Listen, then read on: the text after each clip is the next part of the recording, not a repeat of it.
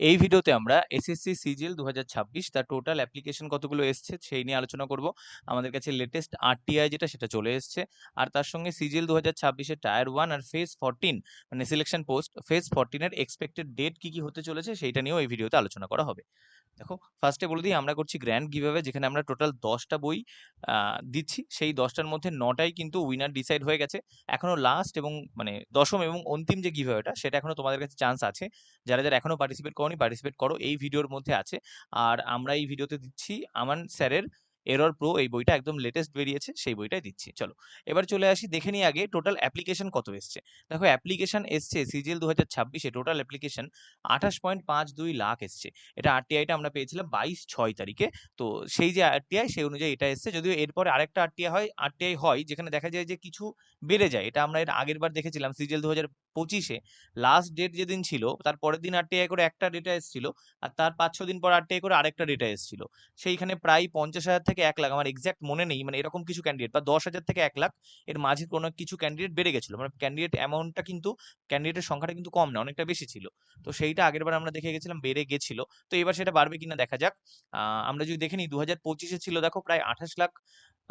এটা 25-এ দুবার হয়ে গেছে, এটা 24। 2024-এ ছিল 36 লাখের কাছাকাছি, অনেক বেশি। 2023-এ 24 লাখ, 2022-এ সবচেয়ে বেশি ভ্যাকেন্সি ছিল তো 34 লাখ।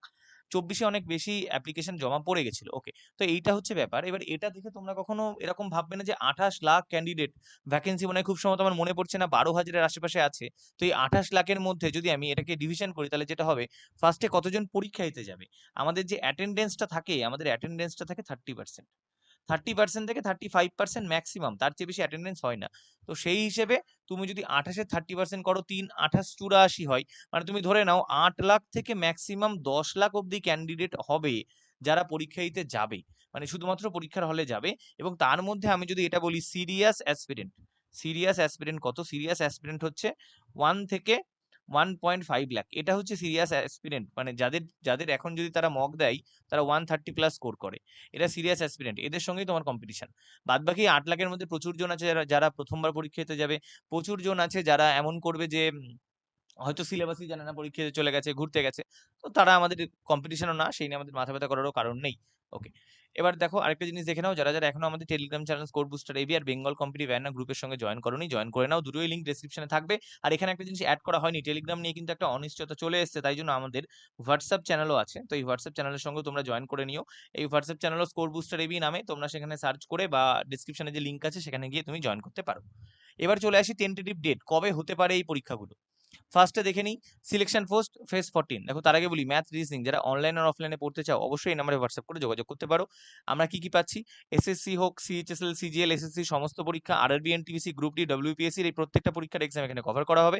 তার সঙ্গে কিন্তু ইংলিশ আর জিকেরও কমপ্লিট স্টাডি প্ল্যানের মাধ্যমে পড়ানো হবে। আর তুমি যেখানে অন্য ক্লাসে যেটা সবসময় কমতি থেকে যায়, যে 1-to-1 ডাউট সলভিং থাকে না, নিজের যে কোশ্চেনগুলো সেগুলো উত্তর দেওয়া থাকে না, এখানে সেইগুলো তোমরা পেয়ে যাবে। তো এই নাম্বারে হোয়াটসঅ্যাপ করে তোমরা অবশ্যই যোগাযোগ করতে পারো। তোমাদের আপকামিং এক্সামের জন্য কিন্তু এটা খুবই হেল্পফুল হবে। এবার যদি আসি পরীক্ষার কথায়, সিলেকশন ফেজ 14, তো এর পরীক্ষা আমাদের কাছে শিডিউল ছিল জুলাই মাসে।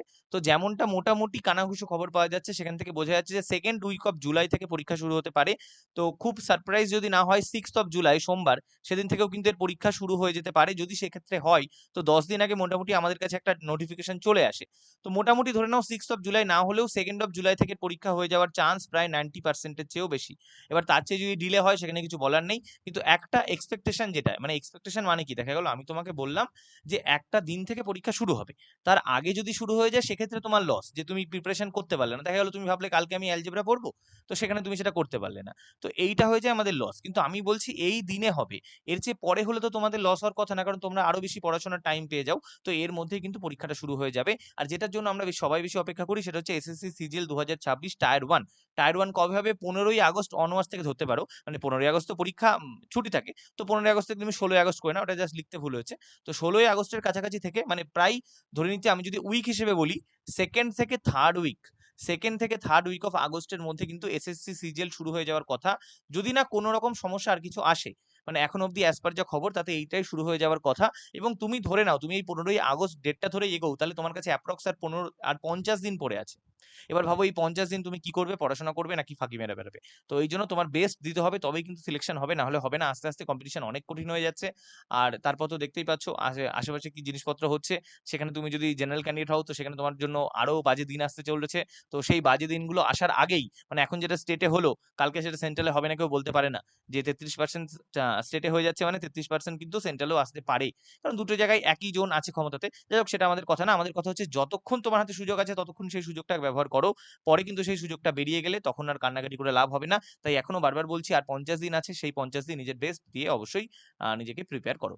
আর আপকামিং কিছু ভিডিও আমি তোমাদেরকে দেবো, এবং তার মধ্যে একটা ভিডিও থাকবে, সেটা হচ্ছে এই যে 50 দিন, বা 50 দিন বলছি, 50 দিন তো আনতে পারবো না, 40 দিন, এই 40 দিনে কি কি সবচেয়ে বেশি করা উচিত সেই ভিডিও তোমাদের কাছে দেওয়া হবে। আর তার সঙ্গে সেকশনাল টাইমটাকে কি করে ম্যানেজ করা হবে সেটা দেওয়া হবে।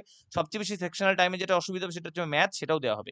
তো এই দুটো ভিডিওর মধ্যে বলবে যে কোনটা আমি তোমাদেরকে আগে দেবো, যেটা চাইবে অবশ্যই সেটা আমি তোমাদেরকে আগে প্রোভাইড করবো। চলো তাহলে আজকের ভিডিও এমনি থাকছে। অবশ্যই তোমরা গিভওয়েতে পার্টিসিপেট করো। ভিডিওটা ভালো লাগলে লাইক করে দিও। এখন হাইপ অপশন আছে সেটাও দাও। নিজের কোনো ডাউট থাকলে কমেন্ট করো। টেলিগ্রাম গ্রুপ, হোয়াটসঅ্যাপ গ্রুপের সঙ্গে জয়েন করে যাও। আর পড়তে চাইলে অবশ্যই এই নাম্বারে হোয়াটসঅ্যাপ করো। আর আরেকটা যেটা, আমাদের কিন্তু সিজিএল এর যে গাইডেন্স গ্রুপ, অনেকে সেটা ভর্তির জন্য বলছো, কিন্তু আমাদের গাইডেন্স গ্রুপটা এমন না যে পরীক্ষার নোটিফিকেশন আসলো তখন সবার পড়াশোনার ঝোঁক জাগে, যে পরীক্ষার নোটিফিকেশন এসেছে এবার পড়াশোনা করি। কিন্তু নোটিফিকেশন আসার পর পড়াশোনা করে আর যাই হোক চাকরি হয় না। তো আমরাও কিন্তু ওই জন্য নোটিফিকেশন পড়ার মানে আসার পরে কোনো গাইডেন্স গ্রুপ লঞ্চ করি না। আমাদের গাইডেন্স গ্রুপ আগে থেকে আছে। তো এখন গাইডেন্স গ্রুপে অ্যাডমিশন কিন্তু কোনো মতেই হচ্ছে না। তো এটাই তোমাদের জানিয়ে দেওয়া, গাইডেন্স গ্রুপে কোনোভাবেই জয়েন করা যাবে না। চলো আজকের ভিডিও অবধি থাকছে। বাই।